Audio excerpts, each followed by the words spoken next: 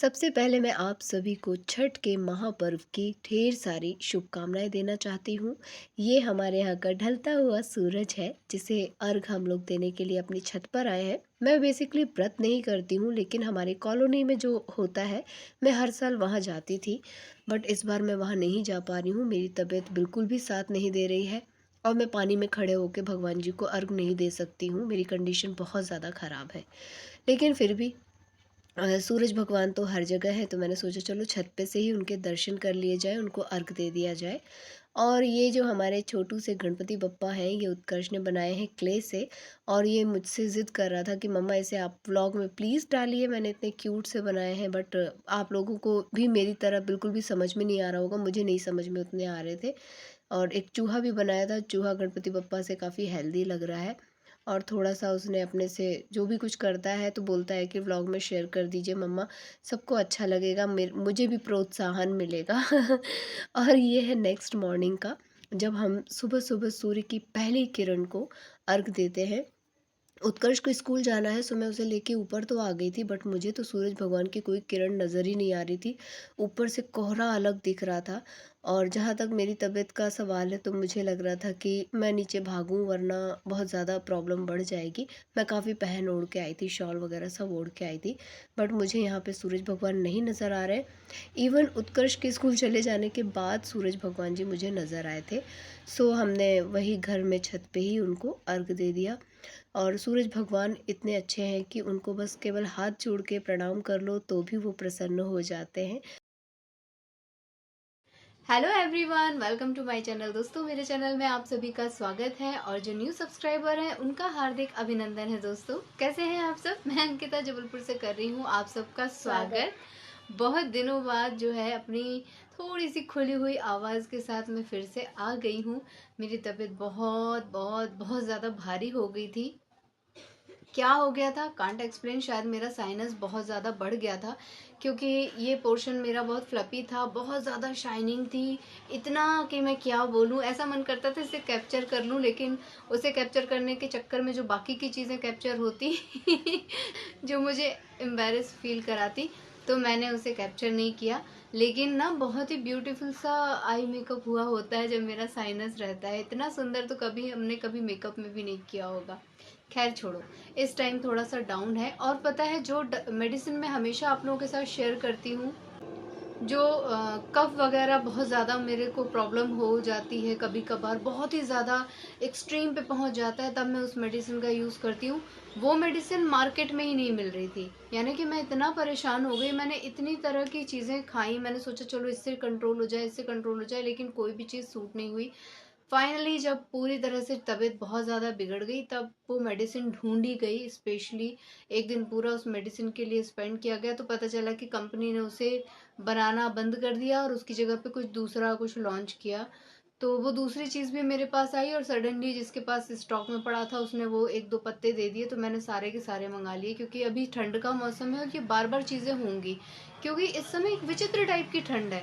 दोपहर में अजीब सी गर्मी लगती है, पसीना होता है, लेकिन सुबह और शाम एक अजीब सी कपकपा देने वाली मुझे ठंडक लगती है। अच्छा, मैं जब तक बिस्तर पे नहीं पड़ जाती हूँ ना, तब तक मुझसे लापरवाही होती रहती है। मुझे समझ आ रहा था कि मेरी तबीयत बिगड़ सकती है, क्योंकि मैं जब फर्श पे चलती हूँ ना, तो मुझे इतना ठंडा ठंडा लगता था, इतना ठंडा कि मैं क्या बोलूँ। लेकिन वही है ना, कि जब तक आप किसी चीज़ का कष्ट नहीं भोगते हो, आपकी अकल पे पर्दे पड़े रहते हैं। मालूम है कि मैं ये छोटी छोटी सी चीज़ों में लापरवाही करती हूँ तो बीमार हो जाती हूँ, बट मैंने फिर भी सॉक्स वगैरह पहनना शुरू नहीं किया। ठंडे पानी में ही अवॉइड करके चलो, ठंडे पानी से ही काम कर दे रही हूँ। इधर बीच तो बहुत साफ सफाई वाला काम चला है दीपावली की वजह से, जो मैंने अपने आप को बहुत इग्नोर कर करके कर डाला। अंत में क्या हुआ, एन त्योहार के टाइम पे मैं टाइम टाइम बस, और सारा बर्डन आ गया फैमिली मेंबर्स के ऊपर। और मेरे उठ के बैठने से क्या होता है, अंदर से हिलने डुलने तक की इच्छा नहीं हो रही थी, इतनी बुरी कंडीशन थी। अच्छा, जब मैंने अपने ब्लॉग में ये बात शेयर की थी कि मेरी तबीयत खराब है, तो एक दो लोगों ने ना, शायद हो सकता है चुटकी ली हो, कि कहीं से भी शक्ल से तो नहीं लग रहा कि आपकी तबीयत खराब है। बट मैं सच्ची में बीमार थी। जिन लोगों ने मुझसे फ़ोन पे बात की है, उन लोगों ने बोला कि तुम्हारी आवाज़ बहुत ज़्यादा गड़बड़ लग रही है, बहुत ज़्यादा तुम्हारी तबीयत ख़राब है। अब आप लोगों को नहीं समझ में आया, वो बात अलग है। या हो सकता है रेशियो थोड़ा ऊपर नीचे हो जाता है। जब मेडिसिन लेती हूँ तो ठीक ठाक लगता है, फिर 4-6 घंटे बाद वो भारीपन शुरू हो जाता है। और अभी मुझे 3 दिन तो हो ही गए हैं एटलीस्ट बीमार हुए, अच्छे खासे तगड़े रूप में। तो देखती हूँ कब तक ये सब चलता है, और अगर यही चलेगा तो इसका कोई ना कोई सॉल्यूशन तो मुझे निकालना ही होगा। और सोने पे सुहागा इसकी ट्रिप ने कर ही दिया था कि ये जो हाईवे पे अपना सरप्राइज विजिट के लिए मुझे लेके गया था, मुझे ना इतनी ठंड लग रही थी, इतनी ठंड लग रही थी कि वो मैं बता नहीं सकती। और मैंने अपने गर्म कपड़े निकाले नहीं थे, एक छोटा सा स्टॉल लेके गई थी पतला सा, वो भी हवा में उड़ जा रहा था, तो सुरसुरी लग रही थी। और बेचारा मेरा बच्चा बार बार पूछ रहा था, मम्मा आप इंजॉय कर रहे हो ना, मम्मा आप इंजॉय कर रहे हो ना, ये मैं आपके लिए लेके आया हूँ, यहाँ पे आपके लिए सरप्राइज है। अब मैं वहाँ तो कुछ नहीं बोली, मुझे लग रहा था कि बेटा अब ये सरप्राइज मुझे बहुत भारी पड़ने वाला है। इसकी तो और भी पता नहीं क्या क्या प्लान थे, मैंने विनती की कि प्लीज़ मुझे घर ले चलो बेटा। और आज मैं बनाने जा रही हूँ पाव भाजी, क्योंकि मेरे बहुत सारे ड्यूज़ हैं। चिल्ड्रंस डे का मेरा ड्यू है जो कि 14 को था, मैं एकदम भूल गई और मैं बीमारी में ही लगी थी, तो मैंने बच्चे के साथ कुछ भी सेलिब्रेट नहीं किया। तो मैं पहली बार उत्कर्ष को पाव भाजी खिलाने जा रही हूँ, घर की बनी हुई।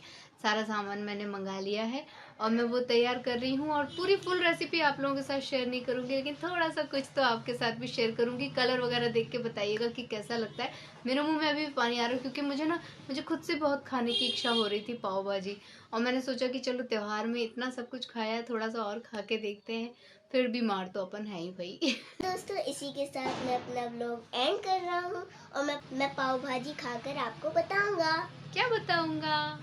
कैसी रही। अच्छा ठीक है, पहली बार उत्कर्ष जी पाव भाजी ट्राई करेंगे, और मैं भी शायद लाइफ में पहली बार ही बनाने जा रही हूँ। मैंने इससे पहले पाव भाजी कभी बनाई नहीं है। पाव को तो बनाना नहीं होता, भाजी को बनाना होता है, और पाव भाजी का मसाला सब काम पूरा कर देता है, मैंने सुना है ऐसा। और बटर मैं खूब डालने वाली हूँ, इस बार हम बटर बटर करने वाले हैं। तो चटर पटर के साथ यहीं पे व्लॉग का एंड कर लेते हैं। आप लोगों से ले लेती हूँ विदा, मिलूंगी अपने नेक्स्ट वीडियो में। लेकिन जाने से पहले आप सबसे रिक्वेस्ट करूंगी कि आप में से जो लोग नए हैं प्लीज़ मेरे चैनल को सब्सक्राइब कीजिएगा, वीडियोस को लाइक कीजिएगा और अपनी फैमिली और फ्रेंड्स के साथ उसे शेयर कीजिएगा दोस्तों। और इसी तरह अपना प्यार और आशीर्वाद बनाए रखिएगा। बाय बाय, अपना ख्याल रखिएगा। Bye bye and thank you for watching. सभी सब्जियों को एकदम बढ़िया से मैंने तड़का डाल के फ्राई कर दिया था, और लास्ट में मैंने इसमें थोड़ा सा बटर ऐसे भी डाल दिया है। और जब मैं सर्व करूँगी उस टाइम पे भी सभी लोगों की प्लेट में बटर डाल दूँगी, तो और अच्छा टेस्ट आएगा।